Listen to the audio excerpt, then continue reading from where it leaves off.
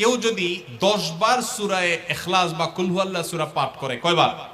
10 বার, রাতে দিনে যে কোনো সময় 10 বার যদি কেউ কুল হুয়াল্লাহ সূরা পাঠ করে, আল্লাহর নবী সাল্লাল্লাহু আলাইহি সাল্লামের হাদিসে ওয়াদা রয়েছে আল্লাহ তাআলা ওই ব্যক্তির জন্য জান্নাতে একটা বিশাল প্রাসাদ নির্মাণ করবেন। দুনিয়ার কোনো প্রাসাদ না ভাই, পামজমারার প্রাসাদ না ভাই, এটা কোনো দুবাই বা পৃথিবীর কোনো গুরুত্বপূর্ণ জায়গার লোভনীয় কোনো আকর্ষণীয় কোনো জায়গার প্রাসাদ না ভাই, জান্নাতের প্রাসাদ। দুনিয়ার প্রাসাদ রেখে চলে যেতে হবে, জান্নাতের প্রাসাদ যে একবার পেয়ে যাবে অনন্ত অসীমকাল পর্যন্ত আর তার সেখান থেকে বের হতে হবে না, তার থেকে ছুটবে না। আল্লাহ আমাদের সবাইকে ফজিলত অর্জন করার তৌফিক দান করুন, আমিন।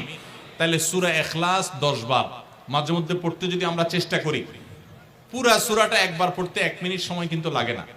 কুল হুয়াল্লাহু আহাদ আল্লাহুস সামাদ লাম ইয়ালিদ ওয়া লাম ইউলাদ ওয়া লাম ইয়াকুল লাহু কুফুয়ান আহাদ। কয় সেকেন্ড সময় লাগছে? 20 সেকেন্ড, 25 সেকেন্ড।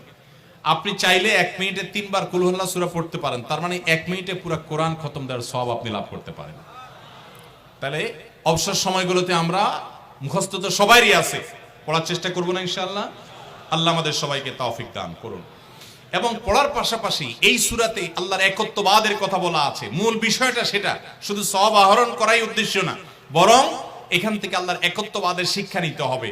আল্লাহ একক, কুল হুয়াল্লাহু আহাদ, হে রাসূল বলে দিন তিনি আল্লাহ, তিনি একক, তার কোনো অংশীদার নাই, তার কোনো পার্টনার নাই, তিনি কারোর প্রয়োজন তার হয় না। আল্লাহুস সামাদ, তিনি কারোর মুখাপেক্ষী না, বরং সবাই তার মুখাপেক্ষী।